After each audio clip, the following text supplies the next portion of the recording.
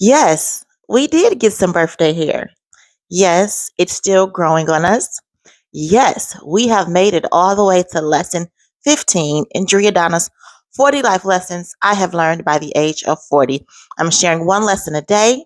And yesterday's lesson, lesson 14, was I spent a lot of my life wishing I was more extroverted, and now I'm making peace with being in my lane. When I told you there were times that I do believe it is a very good idea to be big and bold. That brings us to today's lesson. Now, have you ever been in a performance? Have you ever been in a choir, a dance team, a cheerleader, gave a speech on Sunday, in church? What happens many times is you will practice and practice and practice. And just when you think you have it down, the director, the choreographer, your band teacher, they'll say, okay, one more time, let's go full out.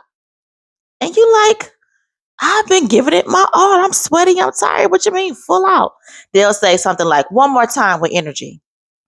Let's do it again with feeling. That, friends, is lesson 15. Go full out.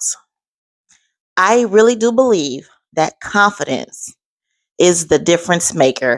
If I could say anything to my younger self, that's a question people like to ask. What would you tell your younger self if you could tell her anything? I would say, sweetheart, speak up.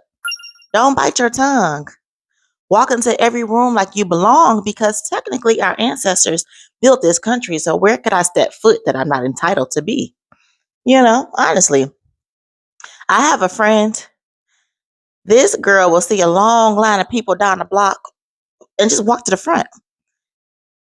She just walks to the front. Nobody ever cusses her out. Nobody ever tries to fight her. Security don't ever say, get to the back of the line. She walks up and she walks right in. I'll be like, huh.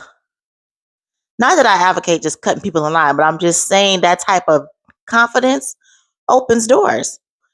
You tell the world how to treat you via your confidence. You are who you say you are. You create your own lore and people buy it. Didn't you watch Catch Me If You Can?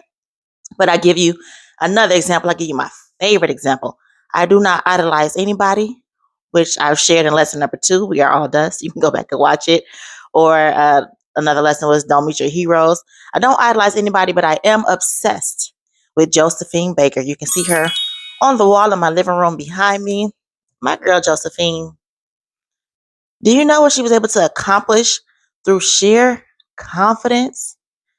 She was a force of nature. My girl Josephine grew up dirt poor in St. Louis, Missouri. She started working in people's houses at the age of 8, doing domestic work. She dropped out of school at 12, and then she was homeless. She was on the streets as a teenager until one day my girl jumped up, got on a boat, sailed across the ocean, landed in Paris, and shook up. My girl Josephine became the first Black woman to star in a major motion pictures. In the 1920s, 1930s, Josephine Baker was the biggest movie star in the world.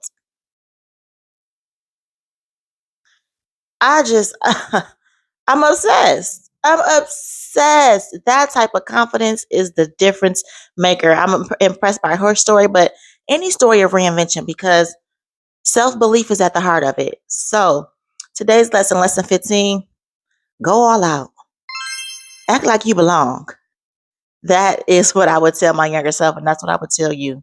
Turn it up. Turn it up.